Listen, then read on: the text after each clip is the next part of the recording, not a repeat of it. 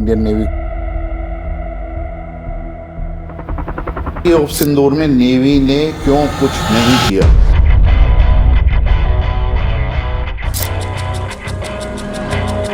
पाकिस्तान इतना बौखला गया था, उसको ये लग रहा था कि शायद भारतवर्ष जो है ना वो एयर रेड कर रहा है कराची के ऊपर, और अपनी एंटी एयरक्राफ्ट गन से अपने एरोप्लेन के खिलाफ ही, और उनके सारे जहाज जो है ना एक तरीके से ब्लॉकेट कर दिया था हमने, उनके जहाज मूव भी नहीं कर पाए। एक एयरक्राफ्ट कैरियर जब साथ में चलता है तो उसके साथ में सबमरीन अंदर चलती है, उसके साथ में डेस्ट्रॉयर होता है, उसके साथ में फ्रिगेट होता है, उसमें माइंस के counter measure, anti mine counter measure, anti mine ships हमारे चलते हैं। 145 से 150 हमारे पास में डिफरेंट क्लास ऑफ शिप्स हैं। जय हिंद साथियों, आज हम नेवी के बारे में बात करेंगे। नेवी का क्या इम्पोर्टेंस है, क्या रोल है, और जैसा आप देख रहे हैं जियो पॉलिटिक्स में जो डेवलपमेंट हो रहा है वहाँ हम क्या कर सकते हैं, कहाँ स्टैंड करते हैं, इस सब चर्चा के लिए हमारे साथ मौजूद हैं naval veteran commander Sudhir Kumar ji. तो सर, आपका बहुत बहुत स्वागत है सैनिक वेलफेयर यूट्यूब चैनल में। और मैं चाहूँगा कि आप, क्योंकि आप नेवी से हैं और आज हम नेवी के ऊपर बात करने जा रहे हैं, तो आप अपना बहुत ही संक्षिप्त छोटा सा परिचय जरूर दें। धन्यवाद। और सैनिक वेलफेयर न्यूज़ के सभी दर्शकों को मेरा कमांडर सुधीर कुमार का नमस्कार।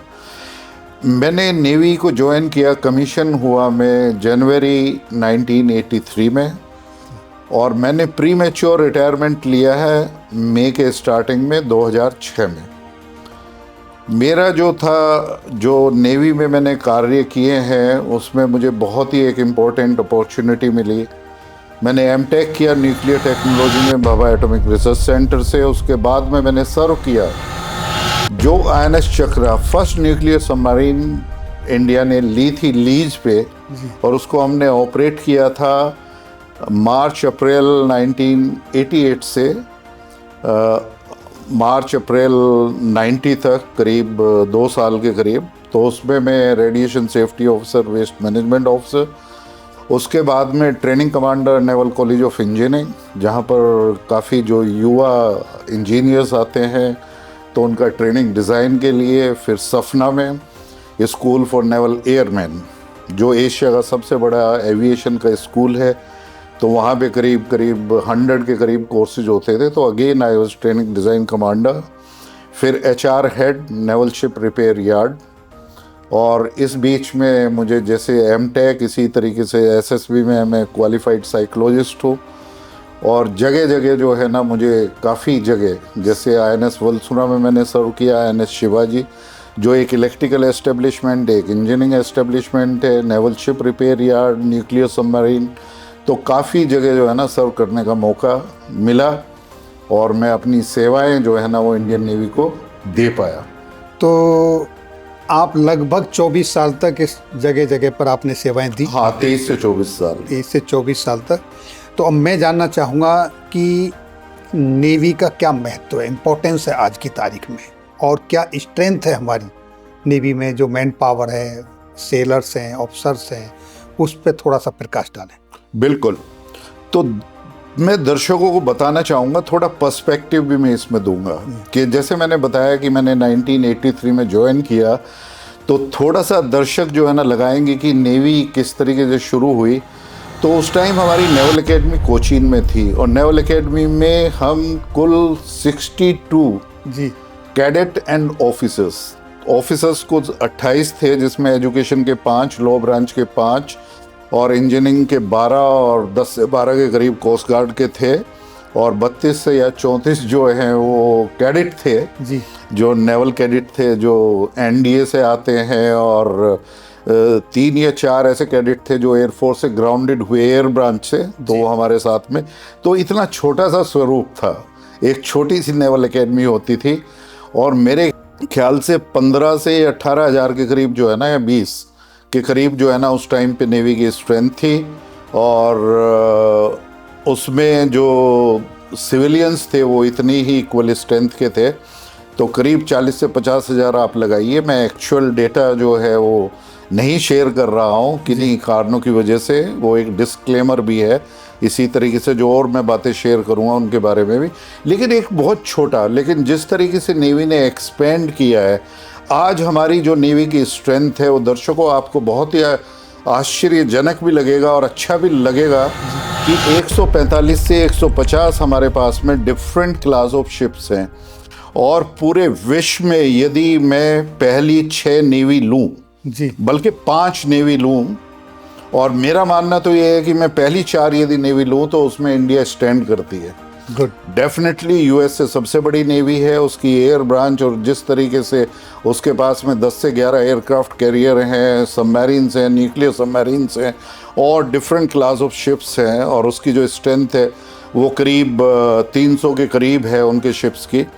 फिर रशिया है, चाइना ने नंबर में जो है ना वो अमेरिका से भी आगे निकल गया है, लेकिन फिर भी मैं चाइना को जो है ना नंबर 3 पे मैं लेके चलता हूँ, क्योंकि पहले यूएसए और फिर रशिया को मैं काउंट करता हूँ, और फिर तीसरे और चौथे नंबर पे, क्योंकि चाइना का जो नेवी जो है ना वो वॉर टेस्टेड नहीं है जी। तो भारतवर्ष आज चौथे स्थान पर खड़ा है। और वो इसलिए खड़ा है कि हमारी जो क्षमता है, हमारी जो वॉर फाइटिंग कैपेबिलिटीज़ हैं वो हमने प्रूव करी हैं। 1971 वॉर में जब एक तरफ जो है बांग्लादेश में मुक्ति वाहिनी के साथ में हमारी फौजें गई, तो हमने पूरा ब्लॉकेड किया बे ऑफ बंगाल में। हमारा जो एयरक्राफ्ट कैरियर था उस टाइम पहले वाला INS विक्रांत, उसके बॉयलर में खराबी थी, लेकिन फिर भी हमने बहुत ही एक स्ट्रेटेजिक डिसीजन लेते हुए, जो हमारे वाइस एडमिरल थे ईस्टर्न कमांड के जो थे, उन्होंने INS विक्रांत को स्टेशन किया था वहाँ पे ईस्ट पाकिस्तान और बांग्लादेश के एड जॉइनिंग, और एयर ऑपरेशंस वहाँ से हुए थे, चटगांव और ये सारे जो है ना बांग्लादेश में। तो नेवी ने एक तरफ तो ये किया, दूसरी तरफ 3-4 दिसंबर की डॉन में जो है ना, 3 दिसंबर को जब ये युद्ध शुरू हुआ था, पहले पाकिस्तान ने एयर स्ट्राइक्स कराई थी हमारे एयरपोर्ट्स के उसमें, तो नेवी का जो मिशन था उसी दिन 4 दिसंबर की सुबह डॉन के टाइम में एक जो मिशन, जो 4 दिसंबर जो है ना हर साल हम नेवी डे के रूप में मनाते हैं, वो इसलिए मनाते हैं कि हमारी नई मिसाइल बोट्स आई थी, बहुत छोटी छोटी बोट है जी। और उसमें 4-4 मिसाइल्स थी, और उनको क्षमता जो है वो डीजल कैरिंग कैपेसिटी बहुत कम थी। लेकिन हमने क्या काम किया कि पहले ही हमारे जो एडमिरल थे, जो थिंकिंग थी, chief of naval staff and chief of western command of navy, उन्होंने प्लान करके उसको टो करके वो कराची के करीब 40-45 नॉटिकल माइल्स अवे उन मिसाइल बोट्स को वहाँ पे रखा। और वो मिसाइल बोट जब 35 से 40 और 45 नॉटिकल माइल से जब मॉर्निंग में डॉन टाइम पे चार्ज करके और उन्होंने अपनी मिसाइल करी, तो 4 से 5 शिप, उनका एक डेस्ट्रॉयर था, एक फ्रिगेट था, एक मर्चेंट नेवल शिप था, फिर कराची के हार्बर में, और जो उनकी ऑयल रिफाइनरी थी कराची में, उसमें आग लगा के, तो पाकिस्तान इतना बौखला गया था, उसको ये लग रहा था कि शायद भारतवर्ष जो है ना वो एयर रेड कर रहा है कराची के ऊपर, और अपनी एंटी एयरक्राफ्ट गन से अपने एरोप्लेन के खिलाफ ही, और उनके सारे जहाज जो है ना एक तरीके से ब्लॉकेड कर दिया था हमने, उनके जहाज मूव भी नहीं कर पाए। ये दूसरी बात है कि उनकी एक सबमरीन ने हमारे एक शिप के खिलाफ अटैक किया वो बाद में। तो मैं इस बात पे आ रहा हूँ कि 1971 वॉर में हमारी कैपेबिलिटीज़ हुई, और इंडिजिनसली हमने जो है ना अपना एक डिज़ाइन ब्यूरो जो है ना, नेवी ने सबसे पहले अमंग ऑल द 3 फोर्सेस सबसे बड़ा काम किया कि वो डिज़ाइन ब्यूरो हमारी लेट 60s में और 70s के शुरू में ही शुरू हो गया। तो हमारे जो डिफेंस शिपयार्ड्स हैं उसमें जो है ना एक इंडिजिनस शिप डिज़ाइन और उसमें मैन्युफैक्चरिंग शुरू हुई सबसे पहले। और आज हमारे पास में, अब मैं क्लास ऑफ शिप्स आपको गिनवाता हूँ, क्योंकि आम आदमी को भारतवर्ष के पता होना चाहिए कि नेवी के अंदर किस तरीके के शिप है। हमारे पास में 2 एयरक्राफ्ट कैरियर है जी। एक एयरक्राफ्ट कैरियर हमने रशिया से लिया था, उसको मॉडिफाई करके यहाँ पे, जिसका टनेज है 45,000 टन्स, और वो है INS विक्रमादित्य। तो INS विक्रमादित्य अभी ऑपरेशनल है, हमने पूरा रिफिट करने के बाद में उसमें फिर रिफिट करके जो है ना उसको ऑपरेशनल स्टेट में रखा हुआ है।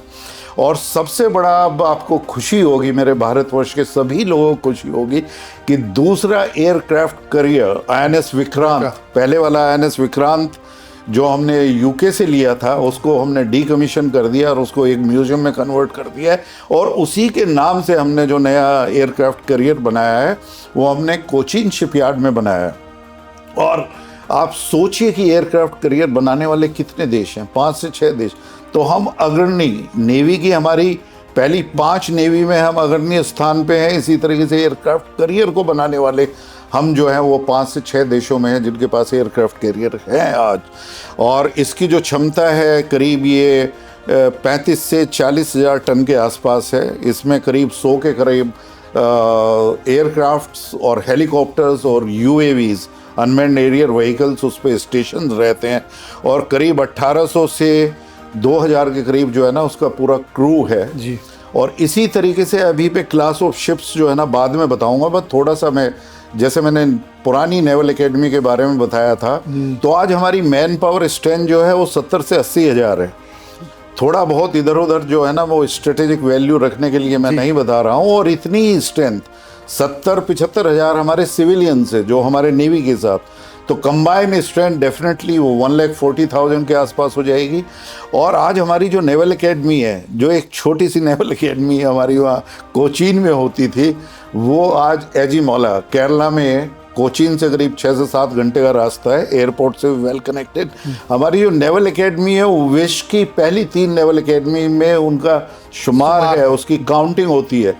और वहाँ पे 1500 cadet at a time train किए जा सकते हैं 1700 एकड़ में। तो आप मान सकते हैं एक तरीके से एनडीए के बाद आईएमए के बराबर जो लैंड है और जिस तरह की वहाँ पे सुविधाएं हैं, कैडेट्स की मैस हैं बड़े बड़े, कितने लोगों के लिए खाना जो है ना मतलब, और उनके खेलने के लिए आप इस बात से अंदाज़ा लगा सकते हैं कि फुटबॉल के 6 से 7 फील्ड जो है ना वो एक साथ है।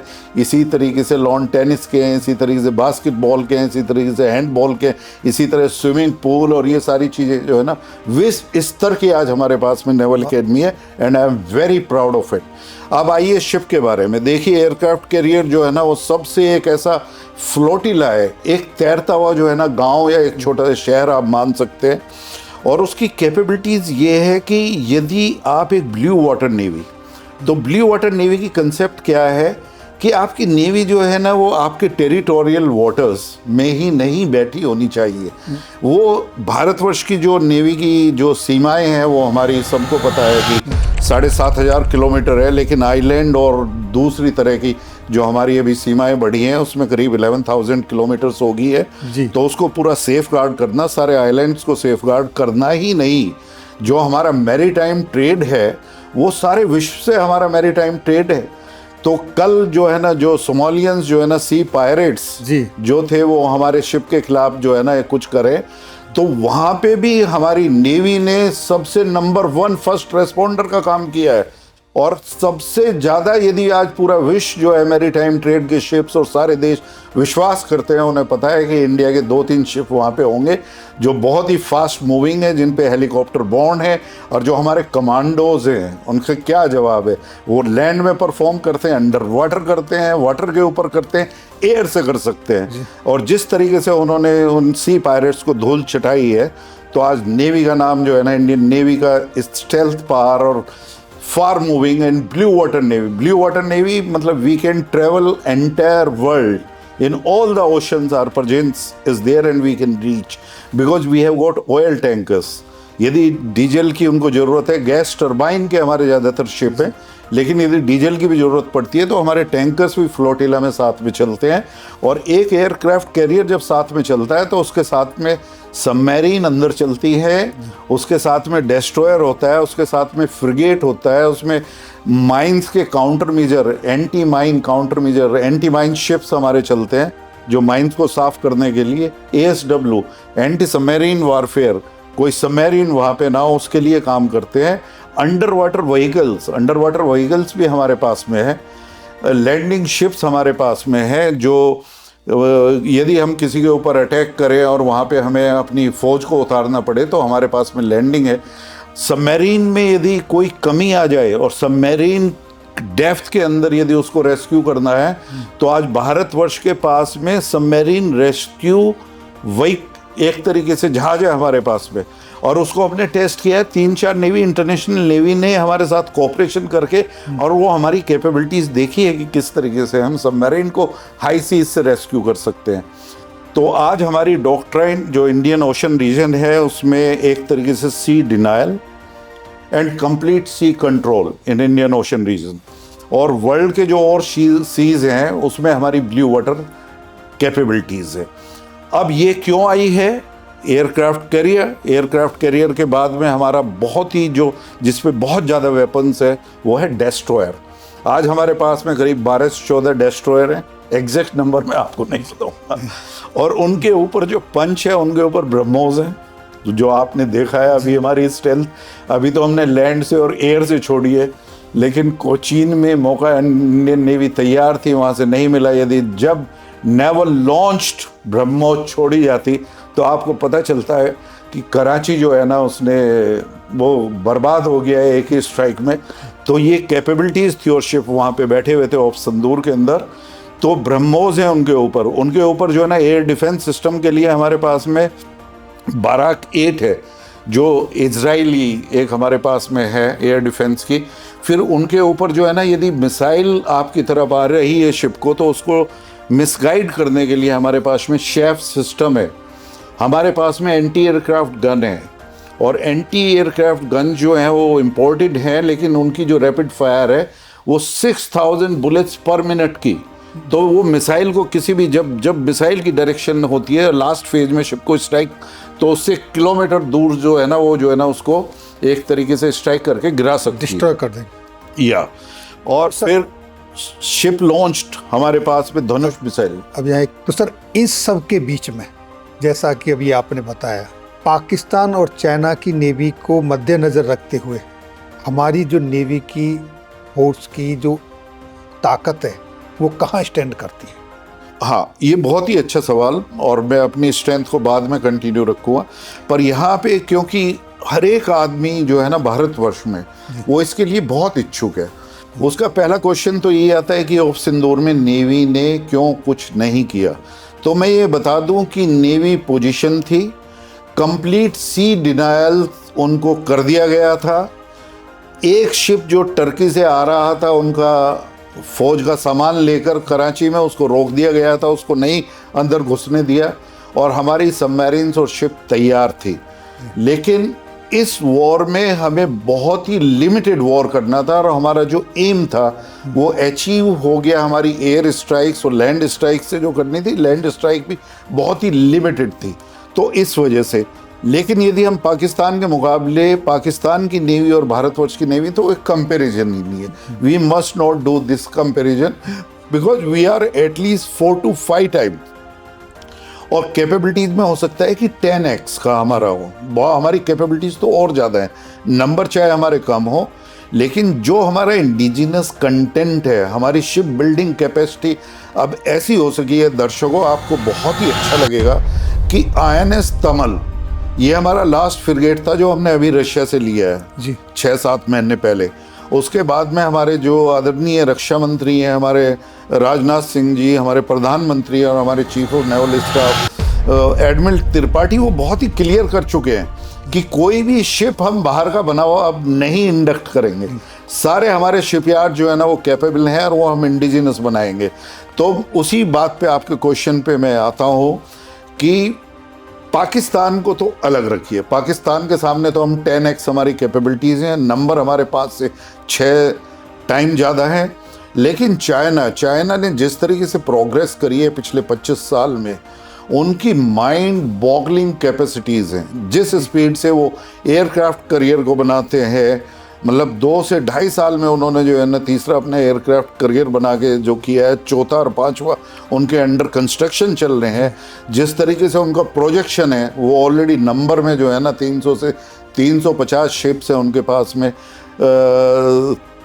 उनका क्लेम है 65 का, पर 55-60 उनके पास में सबमरीन, जिसमें 25 न्यूक्लियर सबमरीन है। उनके पास में सभी तरह की मिसाइल्स फिटेड हैं, सबमरीन लॉन्च्ड बैलिस्टिक मिसाइल्स हैं, उनको न्यूक्लियर वेपन से उनको फिट किया जा सकता है। मल्टीपल इंडिपेंडेंट रीटारगेटेबल उनमें MRI भी लगाया जा सकता है, जो सबमरीन लॉन्च बैलिस्टिक, वो डेफिनेटली नंबर में हमारे से जो है ना आप कह सकते हैं दुगनी है चाइना की स्ट्रेंथ। लेकिन सबसे बड़ा क्वेश्चन है, क्या चाइना का कोई भी इक्विपमेंट या कोई भी शिप या कोई भी सबमरीन वॉर टेस्टेड है? नहीं। उनके ऑलरेडी जो है ना एयरक्राफ्ट कैरियर पे ऑपरेशनल इश्यूज हैं, उनके सबमरीन में ऑपरेशनल इश्यूज, उनके प्लेन को तो आपने अभी देखा है कि ऑप सिंदूर में उनका एयर डिफेंस सिस्टम बिल्कुल एकदम से अब उसको कोई खरीदेगा भी नहीं। जिस तरीके से हमने उनकी बर्बादी पाकिस्तान में ऑप सिंदूर में, और वो भी 80 घंटे के अंदर हमने कर दी। पूरा एयर कंट्रोल था हमारे पास में, तो उनका एयर डिफेंस सिस्टम, उनके जो प्लेन थे दोनों के दोनों, वो भी हमारे खिलाफ कुछ नहीं कर पाए। उनकी बियॉन्ड विजुअल रेंज की जो उनकी मिसाइल फिट थी एरोप्लेन के ऊपर, वो कुछ नहीं कर पाई। आज पूरा विश्व जो है ना, जो चाइना की तरफ उनके हथियार खरीदने की सोच रहा था, वो बिल्कुल नहीं सोच रहा है। तो ये उनकी कैपेबिलिटीज़ हैं। तो यदि मैं एक तरीके से मोरल ऑफ द फौज और फिर वॉर में फाइटिंग कैपेबिलिटीज़ को लगाकर, और जिस तरीके के स्टेल्थ शिप, जो स्टेल्थ फ्रिगेट जो हम इंडिजिनस कंटेंट के द्वारा जो बना रहे हैं, तो सरप्राइज एलिमेंट को आप लगाते हुए चले तो चाइनीज़ नेवी कुछ भी हो सकती है, लेकिन वो हमारे साथ जो है ना इंडियन ओशन रीजन में हमारी उनके ऊपर बढ़त है, हमारी सुपीरियरिटी है। मलाका स्टेट ऑफ मलाका उनका चोक पॉइंट है। उनका पूरा जो है ना पूरा सी रूट, वो B&R का जो रोड एंड इनिशिएटिव वो शुरू करना चाहते हैं। क्यों करना चाहते थे? क्योंकि उन्हें पता है कि इंडियन ओशन रीजन में और इसमें मलाका स्टेट का जो चोक पॉइंट है, वो इंडिया की इतनी कैपेबिलिटीज़ है कि उसका वो मैरी टाइम ट्रेड जो है ना वो पूरी तरीके से बर्बाद कर देगा एक तरह से। तो इंडियन ओशन रीजन में वीसा विस चाइना हमारी कैपेबिलिटी डेफिनेटली उनसे ज़्यादा है, हम उनको वहाँ पर। लेकिन चाइना डेफिनेटली मैं अप्रिशिएट करता हूँ जिस तरीके से वो नंबर, लेकिन देखना पड़ेगा कि क्या वो प्रूव करते हैं, वर्केबल है कि नहीं। हाँ, वो जब वॉर में होंगे, मेरे ख्याल से चाइना आज के डेट में वो अपने इकोनॉमिक, अपने लोन एक्सटेंड करके और इस तरीके से एक्विजिशन करता है, अपना प्रभाव बढ़ाता है। उसने अपने नेवी के अड्डे भी जो है ना जगह जगह जो है ना उसने काफ़ी पोर्ट्स में और काफ़ी देशों में वहाँ पे लोन और पैसा दे के उसने बनाए हैं। लेकिन एक ब्लू वाटर कैपेबिलिटीज़ उसके पास में है, लेकिन सी डिनाइल और सी कंट्रोल की कैपेबिलिटीज़ अभी उसके पास में हमारे खिलाफ नहीं है।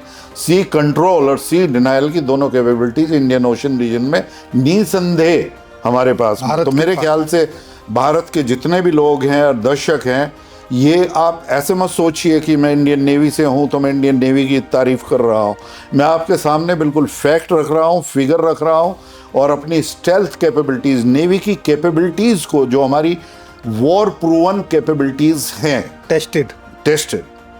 और ऑफ सिंदूर के अंदर भी जो है ना, हमें अभी ऑर्डर हमारे रक्षा मंत्री ने किया है कि अगली जो ऑफ सिंदूर अभी चल रहा है, यदि ज़रूरत पड़ेगी तो इस बार जो है ना फर्स्ट प्रायोरिटी जो है ना वो इंडियन नेवी को दी जाएगी।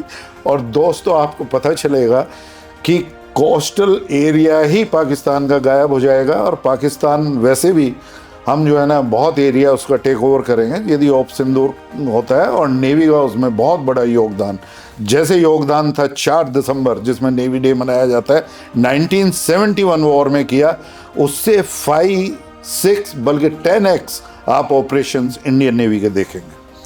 अच्छा सर, यहाँ एक क्वेश्चन और मैं जानना चाहता हूँ। बिल्कुल। जैसे अनमैन्ड एयर व्हीकल, ड्रोन इस तरह से इस्तेमाल हो रहे हैं, क्या उस तरीके से हमारे सी में, समुद्र में नेवी के पास भी?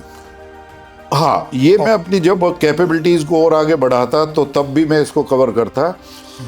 लोग बात सरप्राइज करेंगे कि अनमैन्ड एयर व्हीकल अब एक नई कंसेप्ट आ रही है, ड्रोन्स एंड UAVs, पहले हम एयर में और फिर अंडर वाटर। लेकिन आज मैं शेयर करना चाहूँगा, 1983 में हमारे जो कमांडोज थे उनके पास में एक अंडर वाटर था सिस्टम जो डीजल से चलता था, और उसमें सिर्फ 2 ही कमांडोज बैठ सकते थे, और उसको चैरियट्स बोलते थे, और उसे अंदर।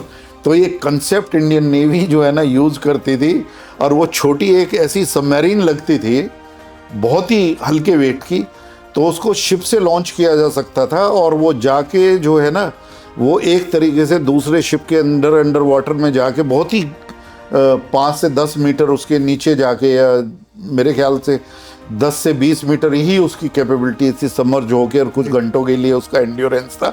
लेकिन ये कैपेबिलिटीज़ तब थी। अब तो हमारे पास में एडवांस सिस्टम जो है वो किस तरीके के हैं, कौन बना रहा है, उसको ना बात करते हुए इंडियन नेवी के पास में अंडर वाटर अनमेन्ड व्हीकल्स हैं। उसकी कैपेबिलिटीज़ को शिप से लॉन्च किया जा सकता है, और ये अंडर वाटर कैपेबिलिटीज़ को जो है ना, जो हमारी DRDO और इंडियन नेवी डेवलप कर रही है, जो हमारी नेवी की लेबोरेटरीज़ हैं, उसमें अब हम सोच रहे हैं एक्सटेंडेड रेंज के under water vehicles. Extended range means उनका ड्यूरेशन जो है ना 2 दिन, 3 दिन, 10 दिन, किस तरीके से वो बैठ के एंटी सबमरीन एक तरह से स्टैटिक होके एक जगह, और फिर फास्ट स्पीड से, मतलब ऐसे जो मिड रेंज के हों, जो सबमरीन के खिलाफ कर सके, जो नीचे बैठ के एंटी माइन के लिए काम कर सके, उसमें हम डेवलप कर रहे हैं। और एक्सटेंडेड रेंज के कि उनको लगे कि यहाँ पे शिप और ये सबमरीन है, पता चला कि एक छोटा अनमेन्ड एयर व्हीकल आया अपना काम करके और उसने जो है ना जाके वहाँ पे डेप्थ चार्जेस सबमरीन के खिलाफ, या टॉर्पिडो शिप के खिलाफ और सबमरीन के खिलाफ, या इस तरह का जो है ना वहाँ पे वेपन यूज़ किया, और उसको शिप को जो है ना डेस्ट्रॉय, या शिप के हल के अंदर जो है ना नीचे की तरफ उसने माइन या बॉम्ब लगाए या इस तरह से, और उसको एक्सप्लोजन जो है ना कर सकते हैं। तो इस तरह की कैपेबिलिटीज़ हैं। दूसरा जो है ना, इंडियन नेवी हमारी जो सबमरीन है वो 3000 टन से ऊपर की है। मैं सबमरीन पे अभी आने वाला होता, लेकिन अब आपने क्वेश्चन पूछा तो अंडर वाटर में एक कंसेप्ट चल रही है छोटी टाइप के ये unmanned under water vehicles, submarine, जिनको हम मिजेट बोलेंगे, तो 300 टन से लेके 500 टन तक के। तो ऐसे अनमेन्ड व्हीकल जिसमें सभी तरह के इक्विपमेंट लगाए जा सकें, और जिसमें नेवी की सारी फ्यूचरिस्टिक रिक्वायरमेंट पूरी हो सके। एक तो ISR की, ISR is intelligence gathering, surveillance under water and reconnaissance, कि कहाँ कहाँ पे पीस टाइम में जो है ना दुश्मन की सबमरीन आ रही हैं, शैलो वाटर में आ रही हैं, किस तरफ अप्रोच है, किस तरीके के बॉयज़ अंडर वाटर बॉयज़ उन्होंने रखे हुए हैं, कहाँ पे माइंस का क्षेत्र है, इन सभी को कर सके, एंटी माइन काउंटर मेजर्स कर सके, और फिर अटैक कर सके। तो अटैक की फॉर्म भी जो है ना इतनी छोटे सब में, तो ये सब है। अब ये आपने पूछा है तो फिर मैंने एयरक्राफ्ट करियर के बारे में बता दिया था। मैंने डेस्ट्रॉयर कि हमारे पास में 12 से 14 डेस्ट्रॉयर हैं स्टेट ऑफ आर्ट, जिसमें सबसे ज़्यादा वेपन हमारी क्षमता है जी। और ब्रह्मोस है, वहाँ पे बाराक है, एंटी एयर डिफेंस सिस्टम, और धनुष है जो हमारी पृथ्वी 3 है, land to surface, surface to surface missile है, उसी का नेवल वर्जन है धनुष जी। तो धनुष की जो रेंज है वो एक तरीके से बैलिस्टिक मिसाइल से, और जो हमारी ब्रह्मोस नेवी के ऊपर हैं वो हमारी क्रूज मिसाइल से जी। तो क्रूज और बैलिस्टिक के बारे में भी मैं थोड़ा सा बताऊं। बैलिस्टिक मिसाइल जो है ना पहले जाएगी एक्सोस्फीयर आयनोस्फीयर, ऊपर जाएगी और फिर वो री एंट्री करके टारगेट को हिट करती है। तो पैराबोल ऐसे जो है ना होता है। क्रूज मिसाइल को जब आप छोड़ते हैं तो एक हाइट के ऊपर मैनोवर करती है और उसको पकड़ना बहुत मुश्किल है, क्योंकि वो पानी के ऊपर जो है ना 5 या 6 फीट या 10 फीट जहाँ पे भी आप उसको निर्धारित करते हैं वो उस स्पीड से जाती है। और ब्रह्मोस का आपको पता है कि वो सुपरसोनिक 3 मैक के करीब उसकी स्पीड है, तो उसको जो दुश्मन के रडार है उनसे पकड़ना बहुत ही मुश्किल है। हमारी लैंड ऑपरेटेड एयर ऑपरेटेड जो ब्रह्मोस हमने चलाई है उसको नहीं पकड़ पाए। तो हमारा तो नेवी का जो है ना वो मूविंग प्लेटफॉर्म से यदि उससे छोड़ेंगे तो आप लगा सकते हैं कि उनकी कितनी घातक क्षमता होगी, और सबसे बड़ी उनकी क्षमता ये होगी उसको डिटेक्ट नहीं कर सकते, ये है। और यहाँ पे मिसाइल में जब मैं आ रहा हूँ तो ये होगी। और एक सबसे बड़ी जो मिसाइल कैपेबिलिटीज़ भारतवर्ष ने ली है उसके वो आया है सबमरीन लॉन्च्ड बैलिस्टिक मिसाइल। तो आप ये भी ज़रा सोचिए, सबमरीन लॉन्च्ड बैलिस्टिक मिसाइल्स ये सारी की सारी इंटरकॉन्टिनेंटल मिसाइल्स हैं। यदि आप 3,500 किलोमीटर से ऊपर की तरफ जाते हैं। तो आप एक ही कॉन्टिनेंट, आप जो है ना सिर्फ पाकिस्तान और चाइना की नहीं सोच रहे हैं, पाकिस्तान की नहीं। अभी हमने जो टेस्ट किया है अपनी K4 मिसाइल का, K4 एक तरीके से सागरिका मिसाइल है, और सागरिका को हमने डेवलप किया है कि हम अपनी न्यूक्लियर सबमरीन से पानी के अंदर 100 या 150 मीटर, जिसको कोई डिटेक्ट नहीं कर सकता, सबसे बड़ी स्टेल्थ कैपेबिलिटीज है। क्योंकि समुद्र के अंदर जिस तरीके से टेम्परेचर प्रोफाइल है, सॉल्ट कंटेंट्स हैं, मिनरल्स हैं, फ्लोटिंग इम्प्योरिटीज है, उससे सोनार सिस्टम कभी भी एक्यूरेशन नहीं कर सकता। तो it is a proven around the world कि nuclear submarine is the most deadliest. और फिर न्यूक्लियर सबमरीन के ऊपर जो है ना, जो सबमरीन लॉन्च्ड बैलिस्टिक मिसाइल्स हैं, वो सबसे ज़्यादा डेडली वेपन है, जो इंश्योर ये करता है कि आपकी सेकंड स्ट्राइक कैपेबिलिटीज हमेशा रहेंगी। तो दर्शकों को ये समझना बहुत ज़रूरी है कि भारतवर्ष का जो न्यूक्लियर डॉक्ट्रिन है वो है नो फर्स्ट यूज़, कि हम पहले यूज़ नहीं करेंगे, लेकिन जो हमारे खिलाफ करेगा या हमें पता चलेगा तो फिर हम ऐसी डिस्ट्रक्शन पावर उसके खिलाफ यूज करेंगे न्यूक्लियर वेपन्स की, और इन इंटरकॉन्टिनेंटल मिसाइल से या किसी भी तरह की मिसाइल जिसकी रेंज में हमारा एडवर्सरी होगा, कि उसको हम नेस्त नाबूद कर देंगे। तो ये एक कंसेप्ट है ट्रायड। तो न्यूक्लियर वेपन को कहाँ कहाँ से चलाया जा सकता है एडवर्सरी के खिलाफ? एक तो आप लैंड टू लैंड चला सकते हैं, एक लैंड की जो इंटरकॉन्टिनेंटल बैलिस्टिक मिसाइल्स है, दूसरा हम एयर से छोड़ सकते हैं, तीसरा हम शिप से छोड़ सकते हैं, पर चौथा जो है सबसे ज़्यादा अंडर वाटर की कैपेबिलिटीज है, जो हमें एक न्यूक्लियर सबमरीन से नीचे की तरफ। और न्यूक्लियर सबमरीन से क्यों? क्योंकि न्यूक्लियर सबमरीन का एंड्योरेंस जो है ना, वो 4 से 6 महीने 8 महीने वो अंडर वाटर रह सकती है, बगैर रिफ्यूलिंग के, बगैर स्नोटिंग के जी।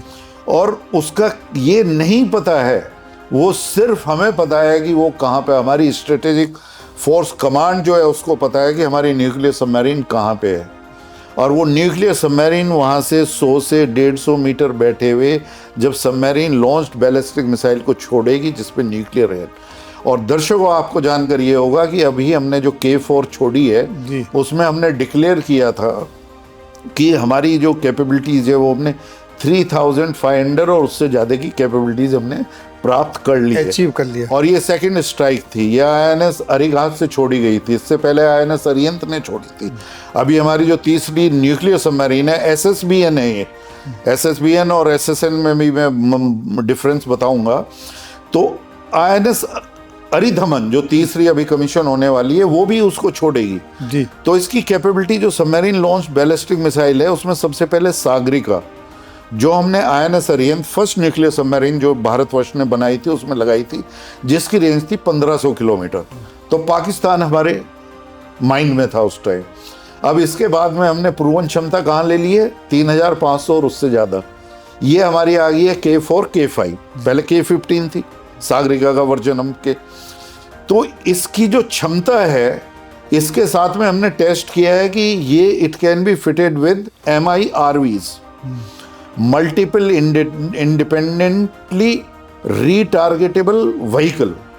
इसका मतलब ये है कि आपने मिसाइल छोड़ी और एक मिसाइल पाकिस्तान के खिलाफ छोड़ी या एडवर्सरी के अपने दुश्मन के खिलाफ छोड़ी, तो एक ही मिसाइल गई और फिर उसके ऊपर जाकर ये 5 से 6 या 8 से, हमारी जो कैपेबिलिटीज़ हैं वो है करीब 8 से 12, तो 8 से 12 मिसाइल उसके अंदर से निकली और वो 12 के 12 सिटीज़ या 12 के 12 टारगेट को एक मिसाइल जो है ना वो MIRV से फिटेड हो सकती है।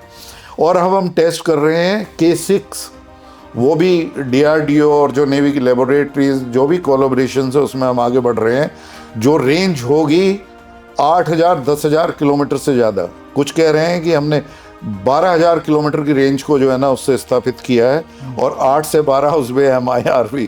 तो आप सोचिए कि इंडियन नेवी की कैपेबिलिटीज़ क्या होने वाली हैं। और मैंने जैसा कि बताया कि SSBN सबमरीन जो है ना, इनका एंड्योरेंस बहुत ज़्यादा है, स्टेल्थ है, इनको डिटेक्ट नहीं किया जा सकता। हमें जो ट्रायड की जो कैपेसिटी मिली है नो फर्स्ट यूज़ के खिलाफ जो है ना गारंटेड स्ट्राइक करके और एडवर्सरी को जो हम डिस्ट्रॉय कर सकते हैं गारंटेड, वो हमारी कैपेबिलिटीज SSBN ने दी है। INS अरिहंत, INS अरिगात और INS अरिधमन अब कमीशन। लेकिन इसके बाद S4 भी ये हैं 6000 टन की। अब S4 जो हम बना रहे हैं SSBN, वो हमारी मिसाइल न्यूक्लियर प्रोपल्ड सबमरीन जो है उसकी कैपेबिलिटीज हो जाएगी 7000 टन।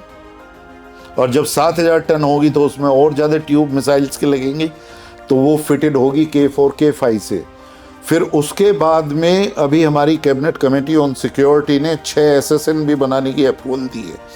तो वो हमारी जो SSN होंगी, अटैक न्यूक्लियर सबमरीन बोलते हैं उसको। तो ये तो आपको देती है ट्रायड और नो फर्स्ट यूज में स्ट्राइक करने की कैपेबिलिटीज, और एक जगह चुपचाप बैठे हुए जी एडवर्सरी के खिलाफ अटैक। SSN को क्या है कि वॉर में पार्ट लेके पूरी फुल स्पीड से जो है ना वो जाएगी और अटैक करेगी और ज़्यादा उस पर। तो उसमें हम क्या सोच रहे हैं कि हमारी जो अभी 7000 टन की S4 रहेगी, फिर उससे बढ़ा के जो है ना हम एक S5 SSBN और बनाएंगे, तो कम से कम 5 हमारी SSBN हो जाएंगी। और उसके बाद में 6 SSN, जिनको बढ़ा के हम 10 SSN, और उनकी जो हम टनेज कर रहे हैं वो कर रहे हैं 13,000 नबो, हो सकती है 13,000, 14,000, 15,000।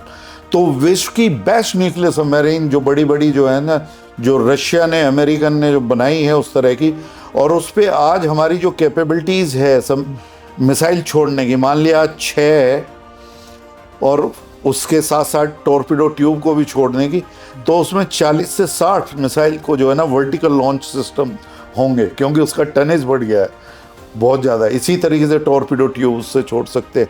तो ये कैपेबिलिटीज़ आएगी हमारी। लेकिन इसके साथ साथ दोस्तों और भी कैपेबिलिटीज़ नेवी की आप सुनिए कि 12 से 14 हमारे हो गए, 16 से 18 हमारे पास में स्टेल्थ फ्रिगेट्स है। फ्रिगेट का एक रोल होता है कि बहुत ही sleek weapons, helicopter, fast speed, attack, multiple roles. फिर उसके बाद में है कॉवरेट्स, वो भी हमारे पास में 18 से 20 हैं। तो एंटी सबमरीन वारफेयर के शिप्स हैं, anti counter this mines, counter mines हमारे पास में शिप्स हैं। फिर ऑक्सिलरी एंड फास्ट पेट्रोल।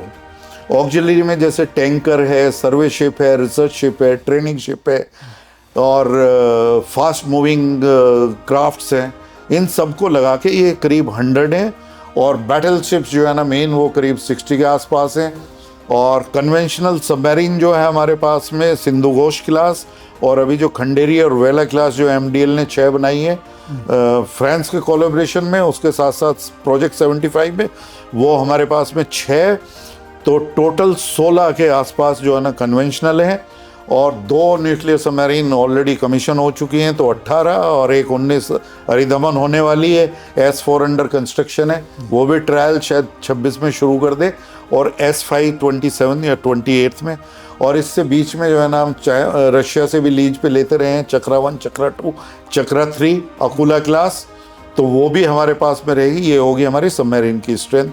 तो हमारे मेन पंच क्या हुए, once again I am repeating, aircraft carrier, destroyer, frigates, submarines, nuclear submarine SSBNs और corvettes, लैंडिंग शिप्स, ट्रूप को लैंड कराने के लिए, fast moving patrol crafts, surveillance, and इन सब के साथ साथ जो है ना हमारे पास में करीब 200 से 250 हमारे पास में एयरक्राफ्ट्स हैं, डॉर्नियर्स हैं, और सबसे बड़ा मिग 29 हमारे एयरक्राफ्ट करियर से उड़ता है। It's a Soviet origin, it's equally effective like Sukhoi 30 जो हमारी एयरफोर्स उड़ा रही है, इसी तरीके से इतना ही कैपेबल एयरक्राफ्ट है जो हमारे एयरक्राफ्ट कैरियर से उड़ रहा है। और अभी हमने जो है ना आगे के लिए कैबिनेट कमेटी ऑन सिक्योरिटी ने अप्रूवल दी है कि हम 26 एयरक्राफ्ट राफेल मेरीन वर्जन खरीद रहे हैं फ्रांस से। ये कॉन्ट्रैक्ट ऑलरेडी हो चुका है। जो हम 36 हमने एयरफोर्स के लिए लिए थे, अभी 114 की बात चल रही है। जब मैक्रोन साहब यहाँ पे आएंगे हम शायद उसका जो है ना करने जा रहे हैं, पर उससे पहले हम 26 जो मेरीन वर्जन है राफेल का वो ऑलरेडी कर चुके हैं अपने एयरक्राफ्ट करियर। लेकिन उसके साथ साथ जो तेजस है हमारा मेन तेजस MK1 और MK2, उसमें हमारा ये भी है कि हम नेवी का वर्जन, तो जो हमारा कावेरी इंजन है उसका हम जो है ना यूकॉ में अनमेन्ड एयर व्हीकल जो है ना उसमें यूज़ करेंगे, तो उसका प्रयोग जो है ना ऐसे उसमें कर सकें, क्योंकि उसकी जो क्षमता है उसके इंजन की वो करीब 55 से 60 किलो न्यूटन के आसपास है। तो वो हम अपने फाइटर एयरक्राफ्ट पे नहीं लगा सकते, क्योंकि तेजस में और MK1 में हम जो है ना वो GE के इंजन जो है ना हम यूज़ कर रहे हैं, जो कॉन्ट्रैक्ट हमने अमेरिका जिसमें डिले। बट मैं बैक आता हूँ कि नेवल कैपेबिलिटीज़ में, तो ये हमारा जो है ना हमारे पास में अनमेन्ड एयर व्हीकल्स है। फिर आप कहेंगे कि इनमें UAVs में मेन कौन है, हमारे पास में हेरॉन है, हर एक तरीके के ISR के लिए भी है, स्ट्राइक करने के लिए भी है, और फिर कामाकाजी सुसाइडियल जो जाके अटैक कर सकते हैं वो भी ड्रोन्स हैं।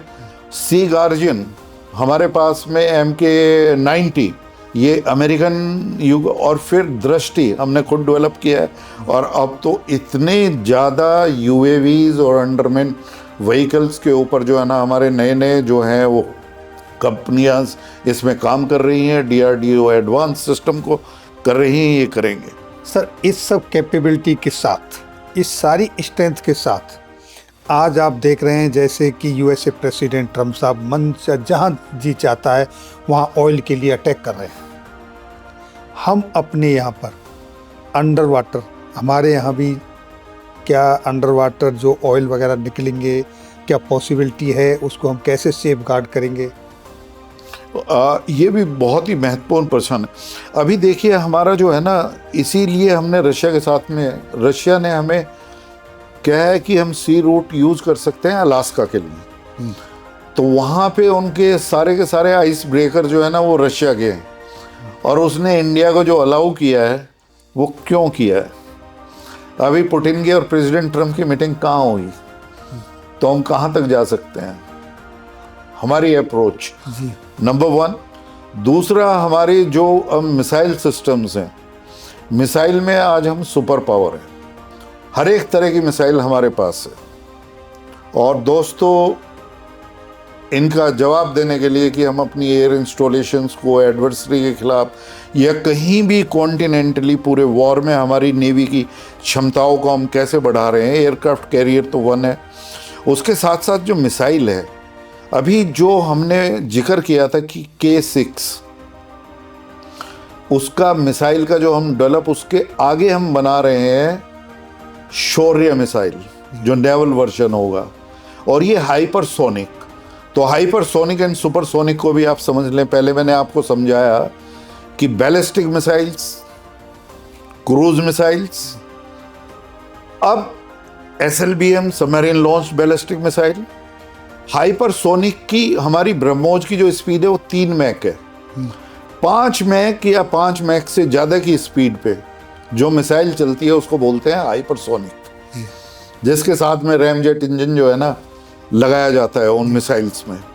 तो इस मिसाइल की कैपेबिलिटीज़ को हमने K6, जो हमारी अगली SSN में लगने वाली है, और SSN हमारी अटैक सबमरीन रहेंगी जो वर्ल्ड में कहीं भी जाएंगी, SSBN की तरह से वो सिर्फ ट्रायड को ही नहीं प्रयोग में करेंगी, बल्कि SSN जो है ना वो जाएंगी, वो पूरे विश्व में कहीं पे भी जा सकती है।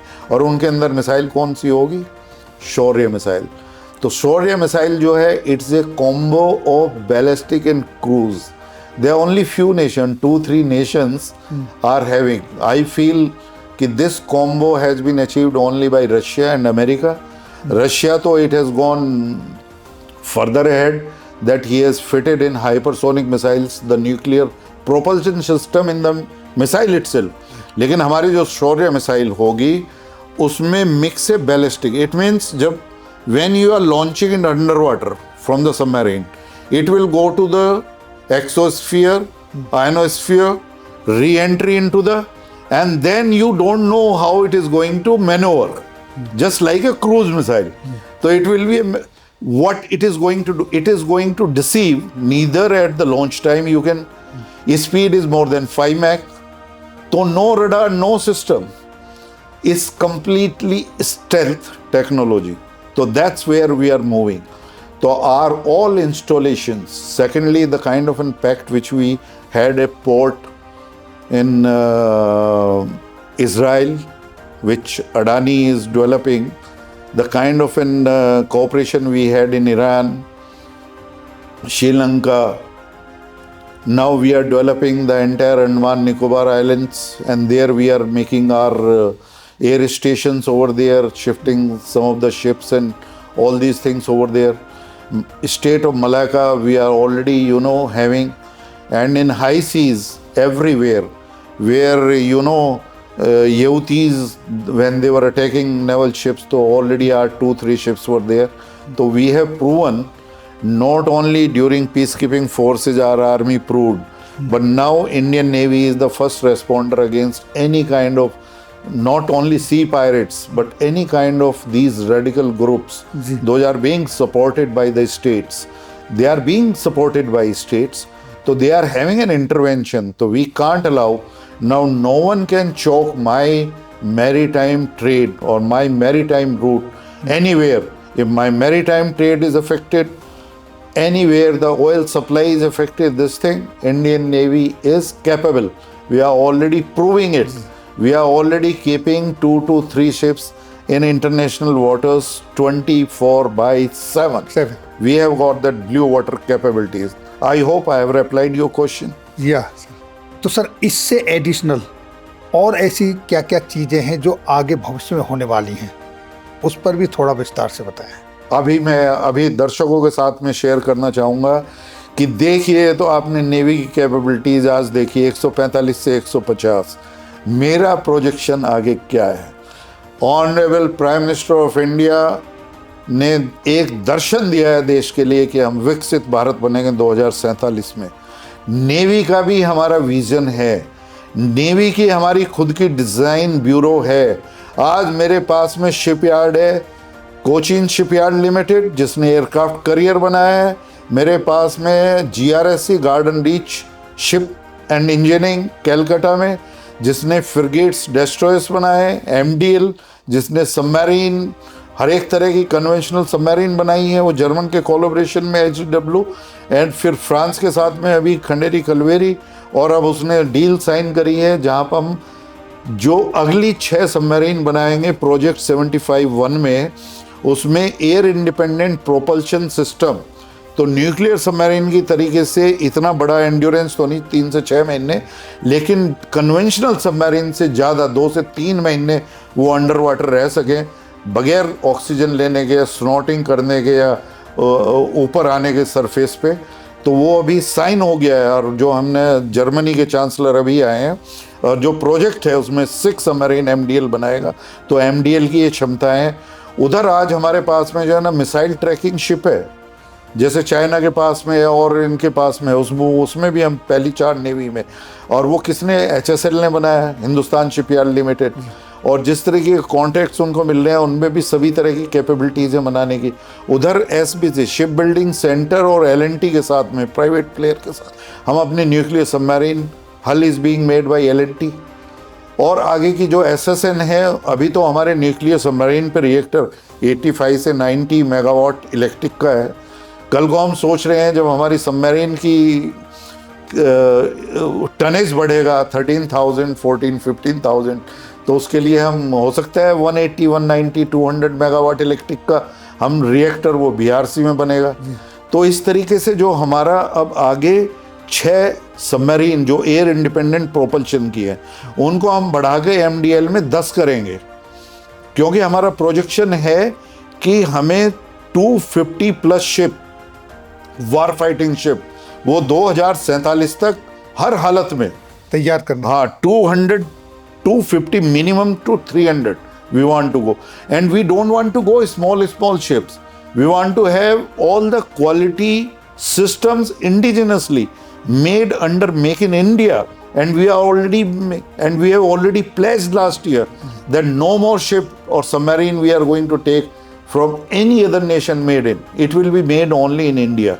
So this is the one, and these air independent propulsion submarine will be increased not 6 to 10 in the future, keeping that one target we are going to achieve by 2035 2035 तक हमारा प्रोजेक्शन होगा 200 शिप का, और 2047 तक होगा 250 से 300 का। और तो इसमें सबमरीन आ गई। SSN हम 6 बनाने का अभी अप्रूवल दिया है, बट वी आर थिंकिंग 6 के बाद में जो है ना हम 4 और बनाएंगे। SSBN 3 है हमारे पास में, S4 बन रही है, S5 स्टार उसको, तो 5 SSBN हो जाएंगी। तो इस तरीके से 2025 तक कम से कम 30 सबमरीन, जिसमें कम से कम जो है ना 6 से 8 न्यूक्लियर सबमरीन हमारे पास में होंगे 2035 तक। और जो हमारा सबमरीन का प्रोजेक्शन है वो 2047 तक हमारे पास में कम से कम 40, 45 से 50, हो सकता है कि 55 भी हमारे पास में हो, और उसमें से कम 25 जो है ना वो न्यूक्लियर सबमरीन होंगे, जिसमें 6 से 8 हो सकती है SSBN और बाकी होंगे हमारी SSN।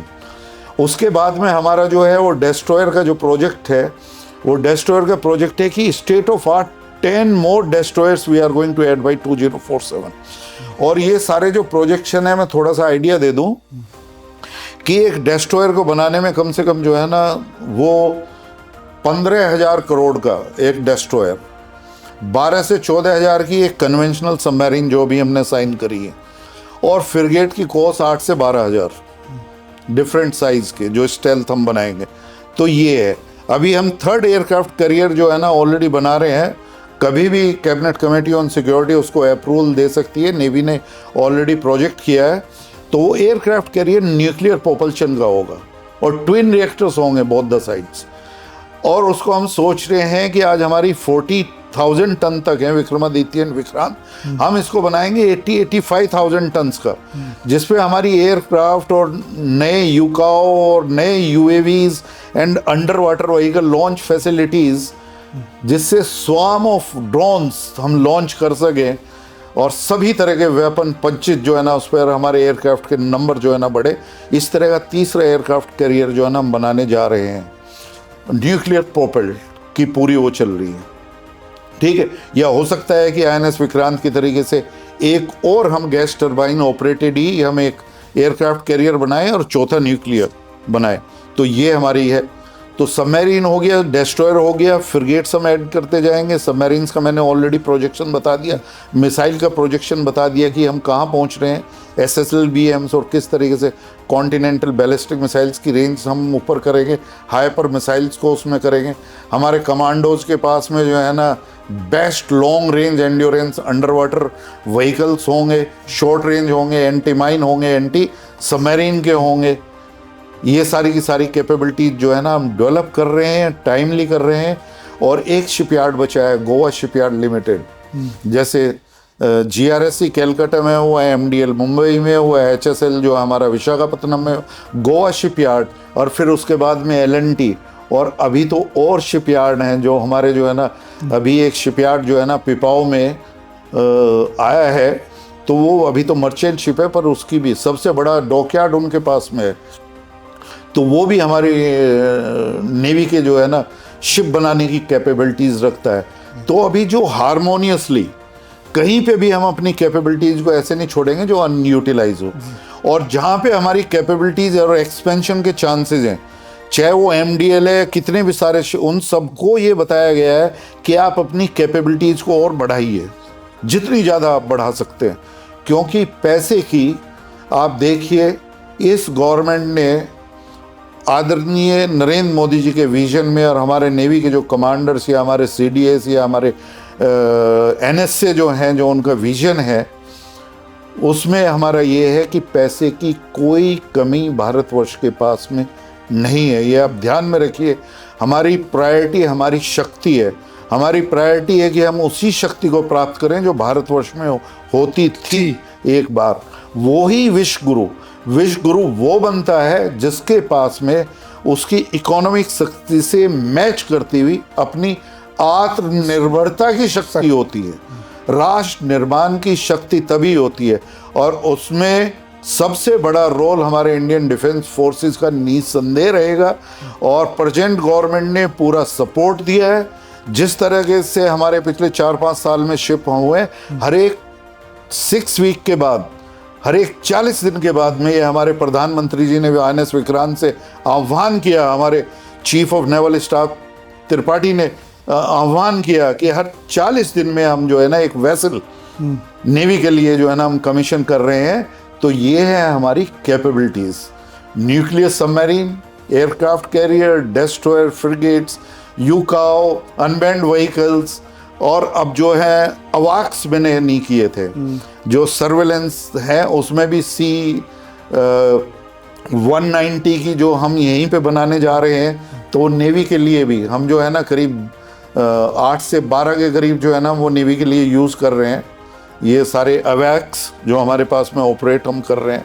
तो नेवी जो है वो एरोप्लेन और एयरक्राफ्ट और हेलीकॉप्टर से भी पूरी युक्त है जी। तो इन सभी के लिए जो है ना हमारे आगे भी पैसा जो है वो, और इसी तरीके से हम अपनी कैपेबिलिटीज़ को आगे बढ़ाते जाएंगे। तो सर अभी आपने बड़ी बेबाकी से अपनी नेवल की पावर, नेवल का डेवलपमेंट, नेवल की स्ट्रेंथ वो सब बताई, जो एक्चुअली मुझे भी बहुत कुछ नहीं पता था। तो इससे हमारे व्यूवर्स को ये सब सुन के, जान के पता चलेगा कि हमारी नेवल की पावर क्या है। तो ये थे साथियों naval veterans commander Sudhir Kumar ji का एनालिसिस और उनकी तरफ से दी हुई ऑथेंटिकेटेड इंफॉर्मेशन नेवल पावर के बारे में। सर आपने अपना दोस्तों, मेरे भारतवासियों, आज आपको मैं ये बताना चाहूँगा कि हमारी नेवी की बाउंड्री और इंडिया की बॉर्डर्स की security, territorial waters, maritime trade, वो सुरक्षित हाथों में है।